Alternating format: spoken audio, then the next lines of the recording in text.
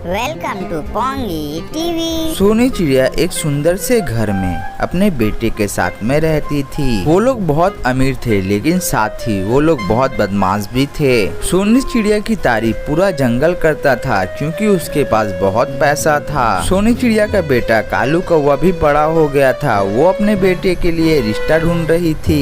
सोनी चिड़िया ने अपने बेटे के रिश्ते के लिए अपनी फ्रेंड तोती को बोल कर रखा था।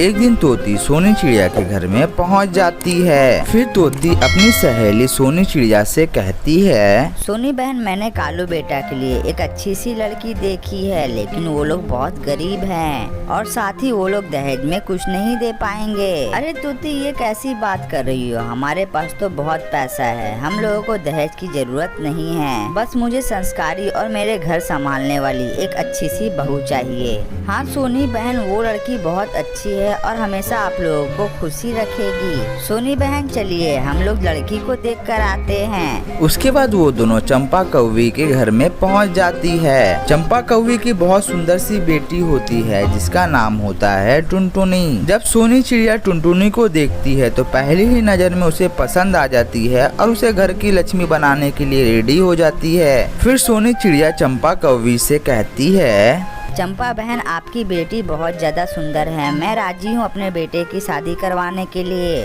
फिर चंपा कौवी सोनी चिड़िया से कहती है, सोनी बहन, हम लोग आपको दहेज में कुछ नहीं दे पाएंगे, क्योंकि हम लोग बहुत गरीब है और हम लोगों के पास कोई पैसा कौड़ी नहीं है। ठीक है चंपा बहन, कोई बात नहीं, ये बात मुझे पहले से ही पता थी, लेकिन फिर भी मैं अपने बेटे की शादी तुम्हारी बेटी से ही करवाऊंगी और मैं अपने बेटे की शादी कल ही तुम्हारी बेटी से करवा दूंगी। फिर उन दोनों का रिश्ता तय हो जाता है। उसके बाद वो लोग अपने अपने घर चली जाती है।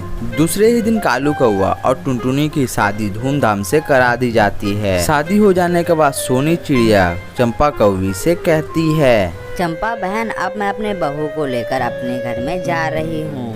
तो चंपा कौवी सोनी से कहती है, सोनी बहन, मेरी बेटी मेरी लाडली है, आप मेरी बेटी को अच्छे से रखिएगा, इस पे अत्याचार मत कीजिएगा और हो सके तो इसे आप एक माँ की तरह प्यार कीजिएगा। आप टेंशन मत करो चंपा बहन, मैं इसे अपनी बेटी की तरह रखूंगी अपने घर में। उसके बाद वो लोग अपने घर चले आते हैं।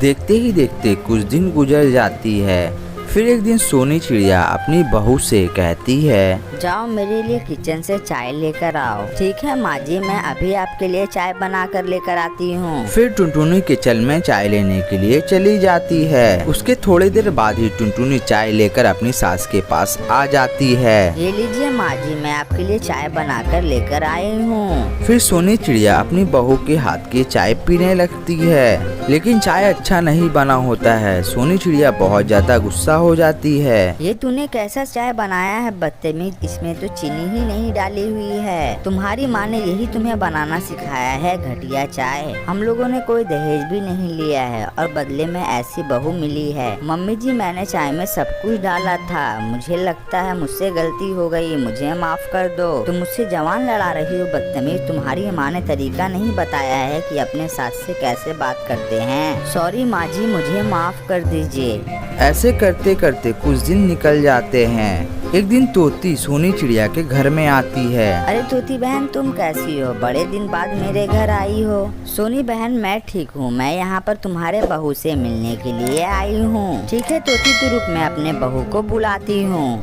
बहू, ओ बहू, जल्दी आओ, तुमसे मिलने के लिए तोती आई है। फिर वहाँ पर तुरंत टुनटुनी आ जाती है। नमस्ते आंटी, आप कैसी हो? बहुत दिनों के बाद मुझसे मिलने आई हो, आप तो मुझे भूल ही गई थी। नहीं बेटी, ऐसी कोई बात नहीं है, मुझे थोड़ा काम था इसीलिए मिलने नहीं आ पा रही थी। फिर सोनी चिड़िया अपने बहू से कहती है, जा बहू, कुछ खाने के लिए लेकर चली आ, या फिर सिर्फ बातें ही करते रहेगी। हाँ माँ जी, मैं आंटी के लिए कुछ खाने के लिए लेकर आती हूँ। उसके बाद टुनटुनी कुछ खाने के लिए लाने चली जाती है। थोड़ी देर बाद ही टुनटुनी गरम गरम पकौड़े लेकर वहाँ पर चली आती है। फिर टुनटुनी अपनी आंटी को और अपने सास को पकौड़े देती है खाने के लिए।